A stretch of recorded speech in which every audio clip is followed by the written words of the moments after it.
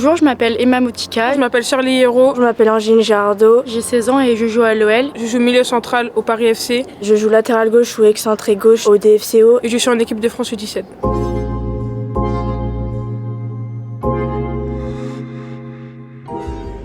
Allez, je te laisse refaire. Allez, le plus vite et le plus haut possible. Et hop! Et... En ce moment même, on est en train de faire les tests médicaux, que ce soit l'ISO, que ce soit la VMA ou encore pour les sauts. Ensuite, on a des petites activités comme le pilates. On a des retours vidéo aussi. La VMA, c'était assez dur, hein. C'est le but, c'est l'un des atouts les plus utiles au foot. Si tu peux pas tenir un match, si tu peux pas courir tout le match, ça va être compliqué. Pour nous, c'est aussi pour voir notre maximum qu'on peut donner, que ce soit là en VMA ou même pour l'ISO. Savoir si par exemple on a des déficits, que ce soit par exemple au muscle quadri, ischio, etc. Le but de l'épreuve d'effort, c'est de faire monter ton cœur. Faire monter ton cœur en fréquence. L'idée, c'est que plus on fait monter ton cœur en fréquence, plus on voit comment il réagit à l'effort. Donc on va commencer pour ça par un échauffement à 8 km/h, ça va être facile pour toi, pendant 2 minutes. Okay. Au bout de ces 2 minutes-là, l'épreuve d'effort, elle commence réellement. On va augmenter de 1 km/h toutes les 2 minutes. Ok? À chaque fois, je te préviens, ne fais pas de surprise. Toi, l'idée, c'est que tu ailles au bout du maximum, que tu donnes tout ce que tu as. Au moment où tu en peux plus, où tu as tout donné, tu prends les 2 barres sur le côté, tu te lèves et tu mets les pieds sur le côté. Exactement comme ça. Et ça me laisse le temps de mettre le tapis en récupération. Ce sera 3 km/h pendant 2 minutes, donc c'est de la marche. C'est pour que tu puisses récupérer. Donc toi, tu te focuses vraiment sur tout ce que tu peux donner. Tu calcules pas ni les kilomètres-heure auxquels tu es, ni les copines ce qu'elles ont fait, parce que je suis sûr que tu en as déjà parlé avec les copines, ni moi à quel moment je te dis on change de kilomètre-heure. C'est pas parce qu'on change que c'est la fin. Justement, toi, le but, c'est de tout donner. D'accord? Ouais, super. Je démarre le tapis et c'est parti pour 8 km/h. Ça va monter progressivement. Parfait.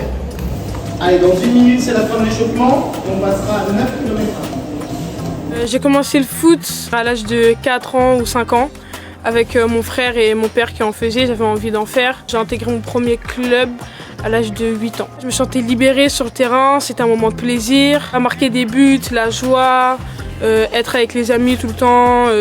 À la récréation, c'était être meilleur que les garçons. Alors moi, j'ai commencé très tôt, à l'âge de 4 ans, dans la ville de Nancy. C'était la passion de mon père et il me l'a refilé. Il jouait au foot lui aussi et c'est lui qui m'a donné envie de jouer au foot aussi. J'ai commencé dans un tout petit club, l'US Franchevel. Après j'ai fait le pôle espoir de Dijon et depuis 2 ans je suis au DFCO à Dijon. Je passais d'abord par le FC Solitaire, étant jeune, le club de ma ville. J'ai fait plusieurs clubs comme le Racing, ici les Moulineaux, tout ça c'était avec les garçons. À partir de U15, j'ai commencé à jouer avec les filles et j'ai intégré le Paris FC en 2023. J'ai joué dans un club que mon père a créé. J'ai joué 10 ans dans ce club et je me suis fait repérer par l'Olympique Lyonnais. Et donc là, je fais ma 2e année là-bas. Et pour se faire repérer aussi ici au stage d'équipe de France, il y a eu des sélections, U15, U16 et là je fais ma 3e année en U17. Allez. 14 km/h. Allez. Dans 10 secondes, on passera à 15 km/h. Allez. 5, 4, 3, 2, 1, 15 km/h. Allez, c'est très bien. Encore, serrez là. 5, 4, 3, 2, 1, 16 km/h. Ok. C'est plus dur avec le masque en fait. Et effectivement, le fait d'avoir un masque devant le nez et la bouche, ça peut paraître un petit peu plus perturbant. Vu que je me donne toujours à fond, j'ai toujours eu un espoir de pouvoir représenter la France et on peut que être fier d'être ici et il faut représenter le logo. On fait des détections départementales, régionales, interligues et après, si on est prise, équipe de France. Et c'est un peu un rêve d'enfant qui se réalise. Mes copines elles m'ont appelé en disant que j'étais dans la liste d'équipe de France alors que d'habitude je suis pas une habituée de l'équipe de France. Malheureusement j'ai pas pu y participer parce que j'avais une blessure à l'adducteur, mais j'y suis allée à la prochaine sélection, j'ai fait le tournoi de Montaigu et ensuite j'ai fait toutes les sélections qui se sont enchaînées. C'est une fierté, vraiment une fierté immense de pouvoir représenter son pays avec le foot la chose que j'aime le plus faire dans ma vie. Et de le faire avec mon pays, c'est une fierté et ça me rend très heureuse. J'ai juste trop hâte, j'attends que ça, même s'il y a toujours un petit peu de pression, parce qu'il faut toujours être le mieux possible, faire les meilleurs entraînements et les meilleurs matchs. Mais j'ai toujours hâte d'arriver là-bas avec le sourire et de retrouver mes copines que je vois pas souvent du coup. Allez, le dernier, allez, on y va, on lâche tout. Génial, bravo mademoiselle. Là, ce que je veux, c'est que j'arrive ici, réception. Ok? Allez, quand tu veux, Angélique. Regarde.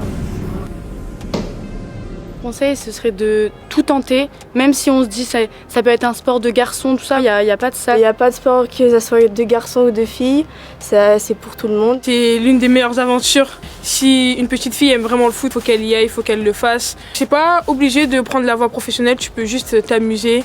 Le foot de plaisir, c'est tu viens, tu joues, tu es avec tes potes, tu joues au foot, tu prends du plaisir, tu marques des buts, tu célèbres. Dans le foot, il y a toujours une bonne ambiance, on est toujours là, solidaires, mais on est toujours très solidaires et très souriantes entre nous. Allez, 5, 4, 3, 2, 1, 15 km/h. Allez. Ok. On prépare l'Euro U17 féminine qui se déroule en mai 2026.